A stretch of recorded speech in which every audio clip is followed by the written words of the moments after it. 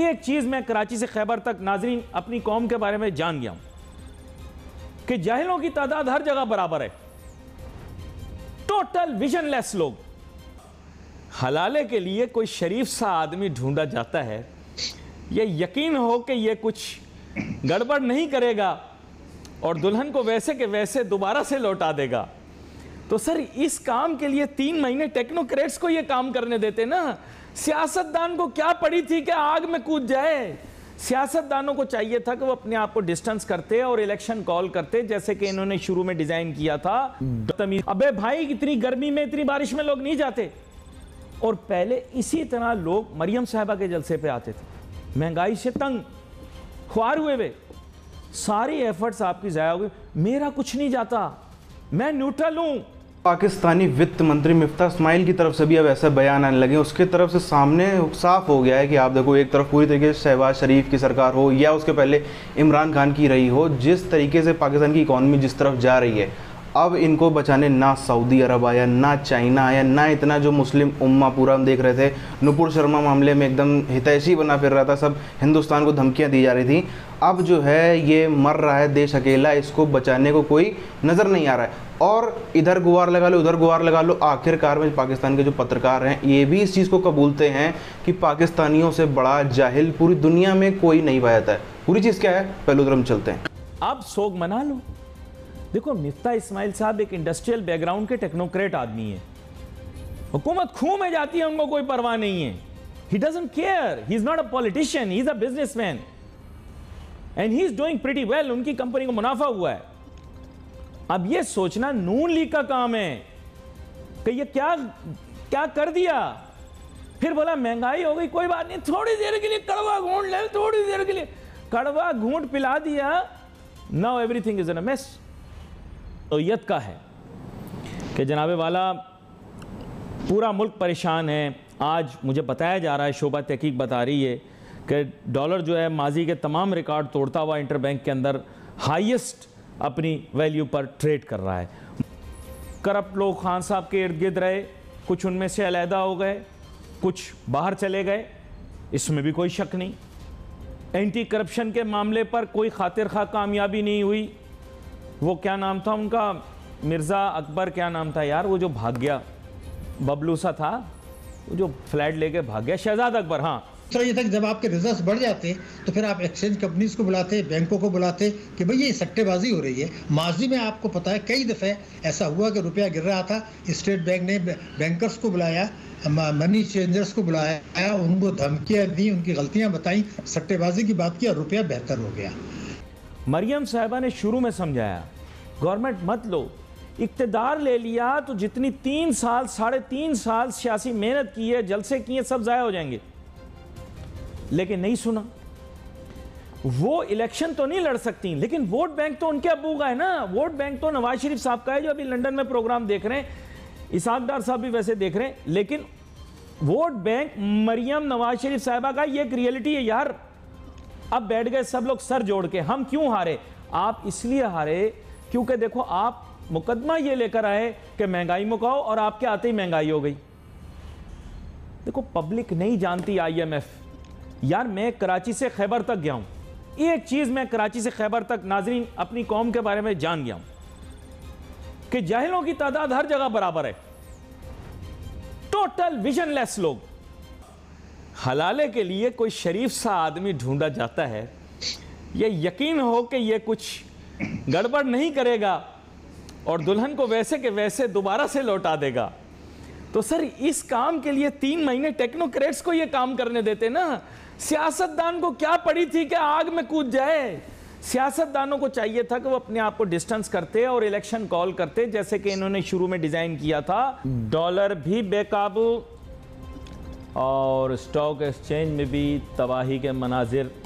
जो सीधी बात है ना, इसलिए कि अंदर से तो खोखले हो चुके थे ना मईशत को। आपके रिजल्ट्स जो है वो आधे हैं इस वक्त चंद महीने के अंदर।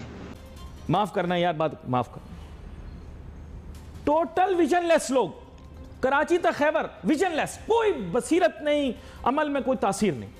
मैं आपको सच बता रहा हूं, लोग मुझे गालियां दे लें, मुझे पहले भी तो आप लोग बुरा भला कहते रहे। मैंने आपको कहा इमरान खान जीत जाएगा, आपने बोला नहीं। बयानिया ये है, बयानिया वो है, बयानिया फलाएं। मैंने कहा जीत जाएगा यार, मैं देख कर आया हूं।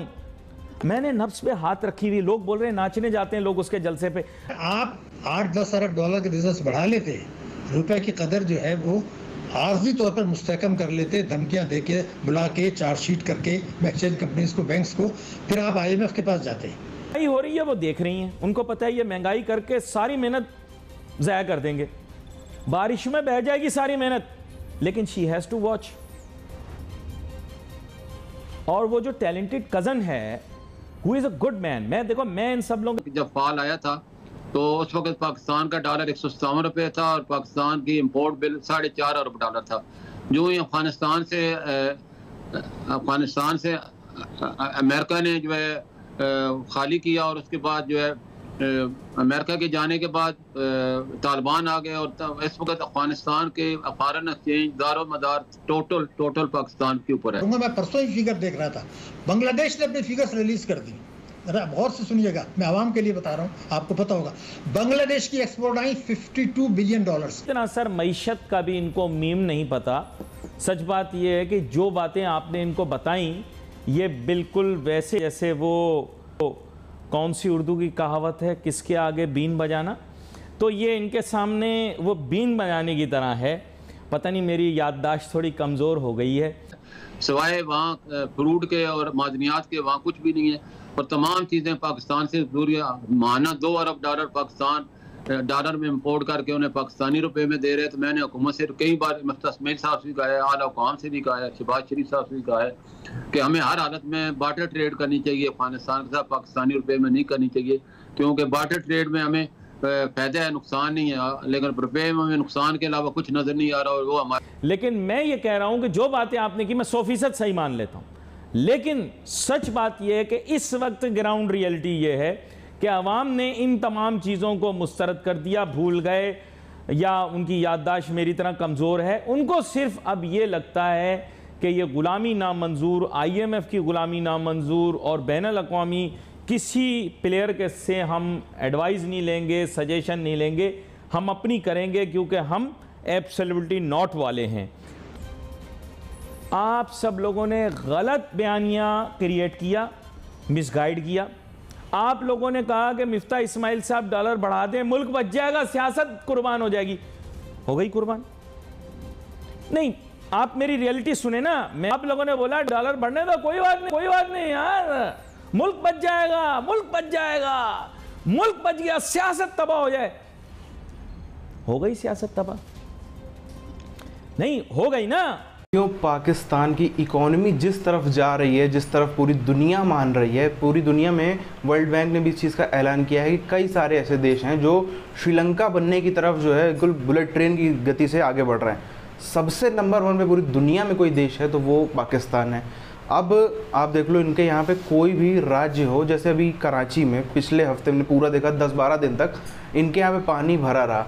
वो पानी भरने की और जो नेचुरल कारण है जितने बता लें जाए वो सब अपनी जगह है, लेकिन एक बड़ा कारण ये था जो सिंध की सरकार है उसके साथ में इतना पैसा नहीं था कि जो उसको सक करने के लिए बाकायदा उसको लिए गाड़ियाँ बुलाई जा सकें और वो पानी को खींच के उसको वापस समुद्र में डाला जा सके, उसको मैनेजमेंट किया जा सके, कूड़ा उठाया जा सके, सब चीज़ के लिए उनके पास में पैसा नहीं है। ये लगा देखो हिंदुस्तान में हम लोग देखते हैं कहीं गली मोहल्ले में भी चंदा करके ये सब काम हो जाते हैं, वहाँ पे सरकार के पास में भी इतना पैसा नहीं हो पा रहा। तो इससे संकेत साफ नज़र आ रहे हैं कि ये देश किस तरफ बढ़ रहा है।